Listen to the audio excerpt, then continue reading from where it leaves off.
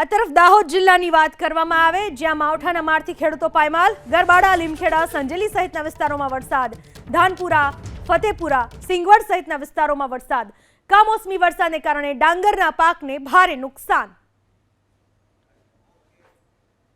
દાહોદ જિલ્લાના વાતાવરણમાં પલટો જોવા મળી રહ્યો છે। આપ દ્રશ્યો જોઈ શકો છો હાલ દાહોદના કે જ્યાં દાહોદમાં કમોસમી વરસાદ શરૂ થયો છે। ખાસ કરીને વાતાવરણમાં જે પલટો આવ્યો છે, હવામાન વિભાગની આગાહીને લઈને હાલ તો દાહોદ સહિત જિલ્લાભરમાં વરસાદ વરસ્યો છે। દાહોદની વાત કરીએ તો દાહોદ, ઝાલોદ, સંજેલી, સિલ્લોડ, લીમખેડા, ધાનપુર સહિત તમામ જે પંથક છે જ્યાં વરસાદ વરસ્યો છે। ખાસ કરીને જે મોડી રાતથી ધીમી ધારે અને વહેલી સવારે હવે ધોધમાર વરસાદ વરસતા વહેલી સવારે જે લોકો કામ ધંધે નીકળતા હોય છે તેઓને મુશ્કેલીનો સામનો કરવો પડશે, પણ ખાસ કરીને જે ખેડૂતો છે તેઓને હવે ચિંતા જોવા મળી છે, કારણ કે જે ડાંગર સહિતનો જે પાક છે તેમાં નુકસાની થઈ શકે છે। હાલ તો દાહોદમાં વહેલી સવારથી ધોધમાર વરસાદ વરસ્યો છે। આપ દ્રશ્યો પણ જોઈ શકો છો, પાણી હવે રસ્તાઓ પર વહેતા થયા છે। ધીરે ધીરે જો ધોધમાર વરસાદ વરસે તો દાહોદના અલગ અલગ વિસ્તારોમાં હાલ તો રસ્તા ઉપર પણ પાણી ભરાવાના દ્રશ્યો સામે આવશે, પણ હાલ તો દાહોદમાં વાતાવરણમાં પલટો આવતા અને ધોધમાર વરસાદ વરસતા ખેડૂતોમાં ચિંતા જોવા મળી રહી છે અને ઠંડીમાં પણ વધારો જોવા મળી રહ્યો છે। મનીષ જૈન,